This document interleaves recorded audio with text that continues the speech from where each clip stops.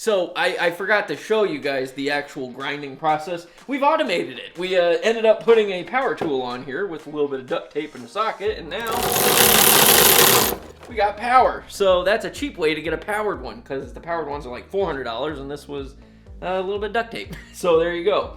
So we're just grinding these things out, trying to get them basically where we need. For us, the second ring is 16 thousandths and the top ring is 18 thousandths, but there's a calculation. I'll put it up on the screen somewhere, and that's what you have to do. So yeah, let's do it. Here we go.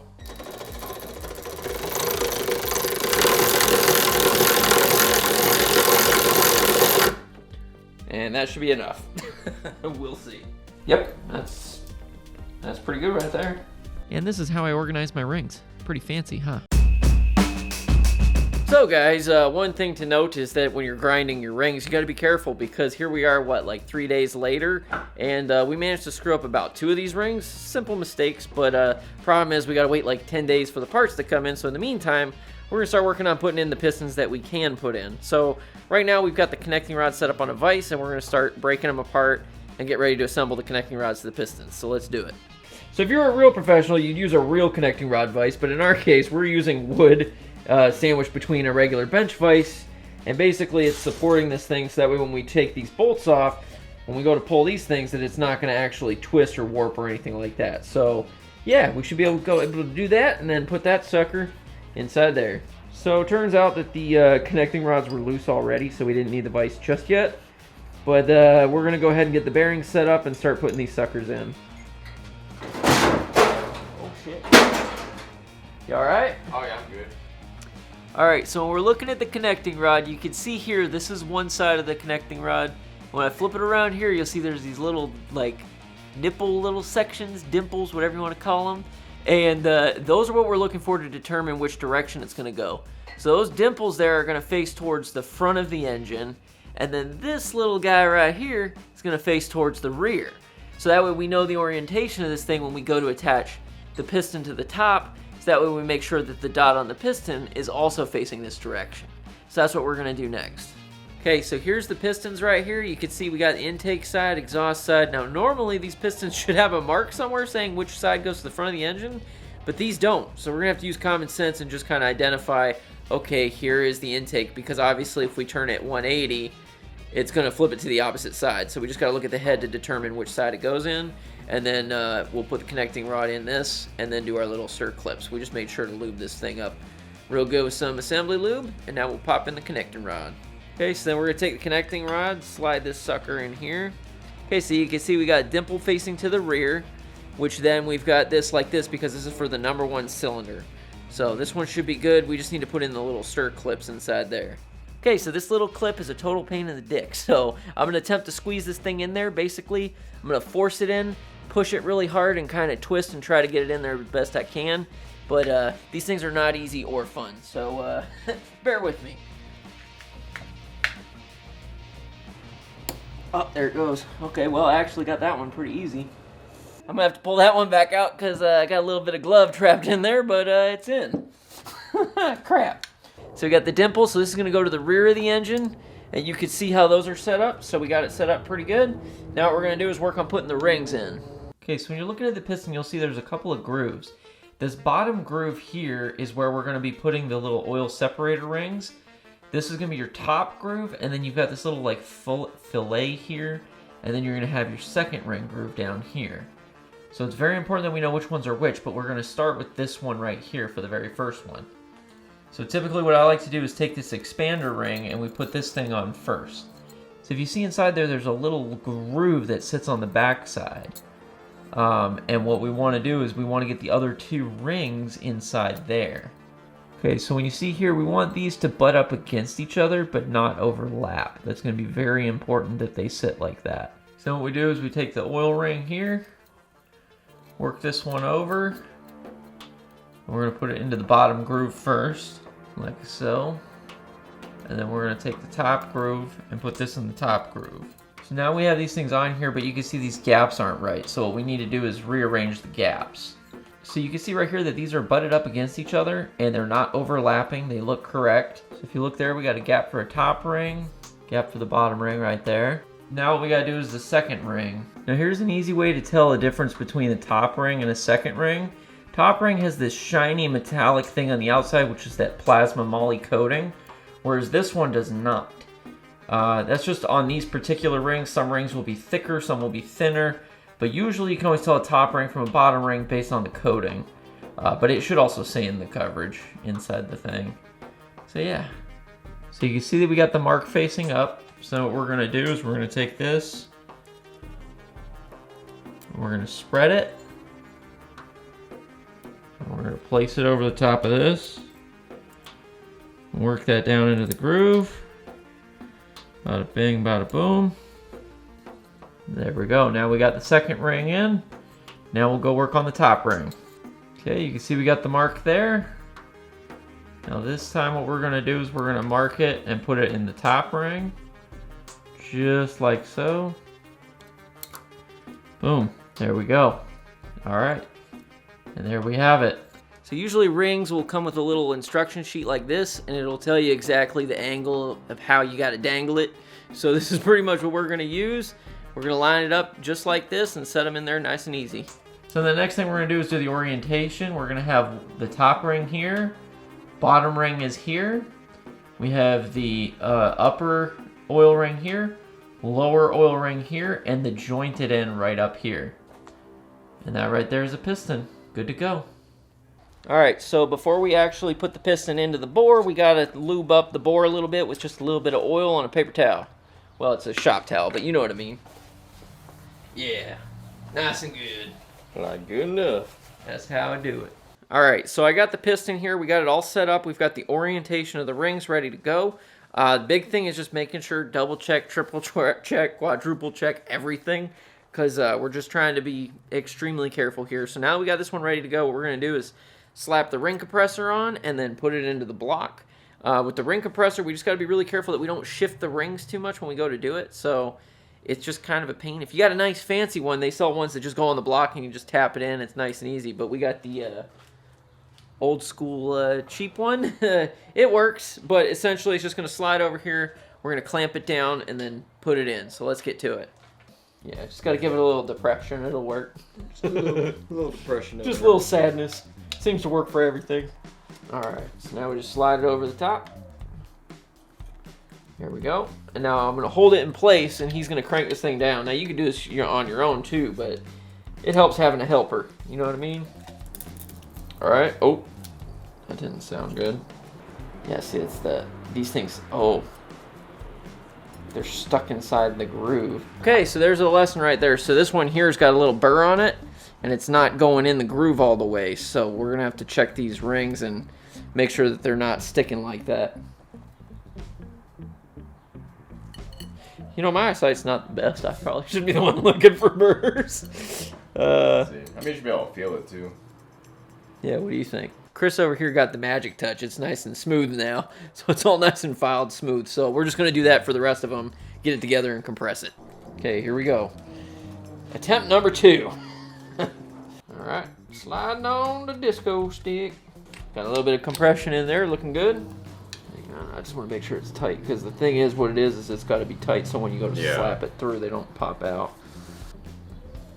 Yeah, okay. We'll YOLO that. It's got to be close. It's the beauty of these old tools. Okay, so we got the crankshaft basically centered up and on the bottom side. That'll make it a little bit easier to get it in there. Dimple is facing that way, Okay. the indented side is this way. Cool. The valves are facing this way, or up. Alright, so nice and easy. Oh yeah, I this see is people steel. beating the shit out of it. Yeah, we're good. I got my hand on the connecting rod to keep it from hitting the crankshaft. Still good? I think we're just hit the middle ring. Oh no, look, the rings Just popped pop out. out. Yeah, they Yeah. popped out. It's not flush. We gotta back it out. Yep. I'll try to give you a little nudge, but yeah. Alright, so it wasn't tight enough. So that's what happens if it's not tight enough, is the piston will come out and the rings can go floop. So we'll readjust and be right back. Okay, oh, there we go. I think we're through. We're through. Cool. Okay, that's one in. One of A 8. little bit sketchy, but we're getting there. Alright, there we go. Now we can see. Now we're just trying to line it up on the crankshaft and just get this thing set up. I can't stick my fist in there, I don't like it. Yeah. Okay. Now, mind you, we don't have the bearings on there yet. Okay, so we still need So to we gotta slide get the those. bearings. We kind of fucked that up. Whoops. Yeah, okay, we're gonna push that back down a little bit. We can do it inside here, it's fine. Yeah, I mean, that's what we have to do for Yeah. an M3. Ah, nice shot of my tits. Beautiful. Okay. Can't go wrong with that money shot, you know? Yeah. Okay, so there's the part number for the rod bearings. Basically, we're just taking these suckers and we're gonna put it in the connecting rods. Wow, real fancy. But usually they'll be marked for one side being upper or lower, and we're just gonna take those, pop those suckers in there and get them in. We're making sure that it's nice and clean. We're gonna make sure it's nice and dry and we don't get any oil on the back side. And then we'll just get them ready for pre-assembly. All right, so now we're just putting this in. There's a nice little tab here to kind of show us where it goes. And we're just gonna line it up in the other tab. Make sure we're nice and clean, no issues. And sock it in there. Boom. Nice and easy. All right, so that's one bearing in. Ain't nobody need time to, no, can't talk. I've had like 2 hours of sleep. This ain't good. All right.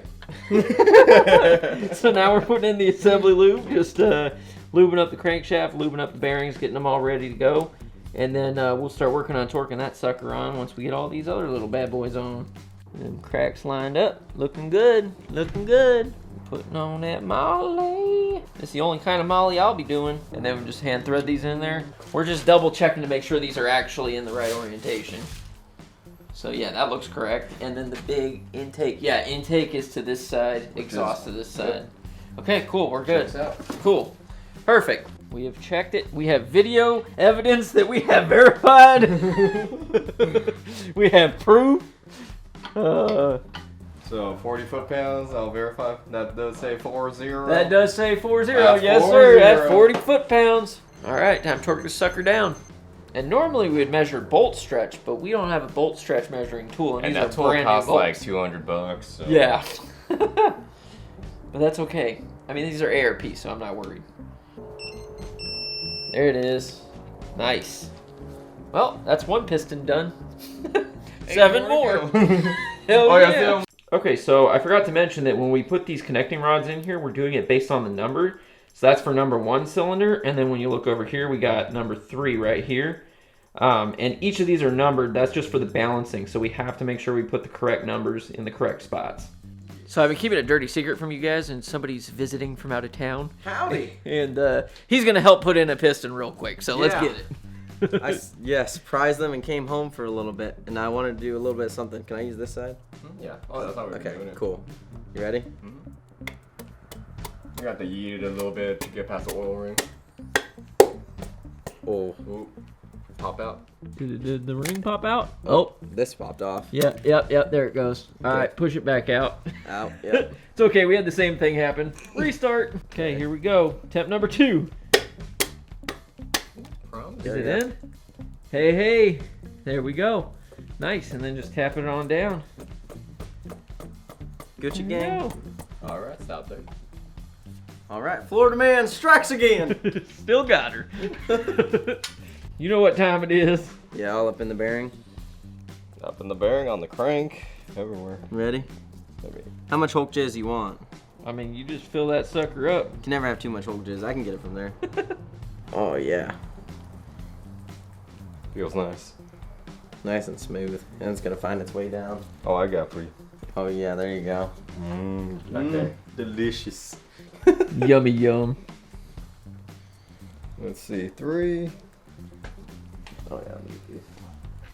These are already ready to go. Anti-seat or do you use it? Yeah, it is That's like a it's like a molly, right? Yeah. It gives you a live rating of the. Really?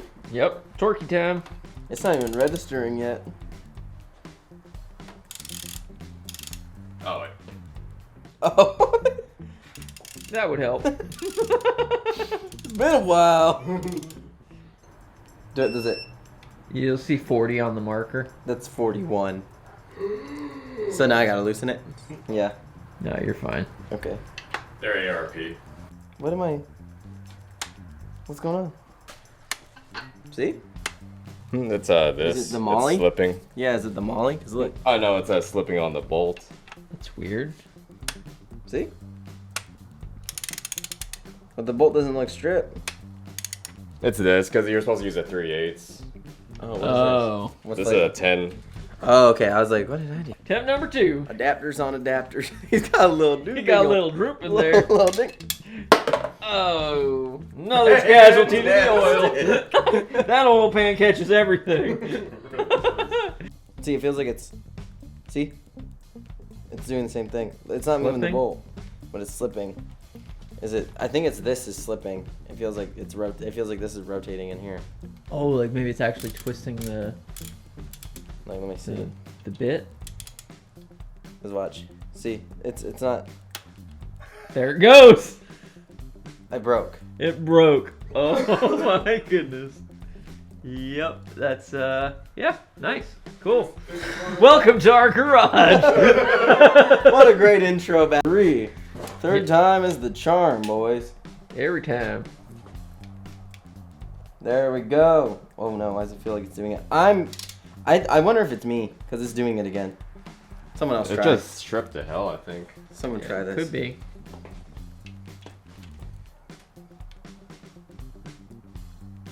Feel it? Oh no, it's a thing again. Is it gonna break it? It can't handle the torque.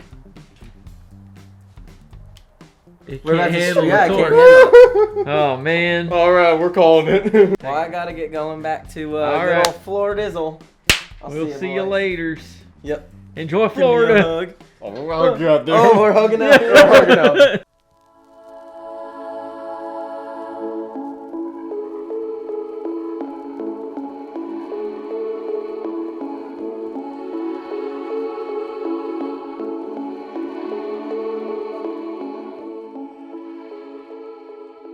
So as it turns out, we managed to get a majority of the pistons in, all except for one.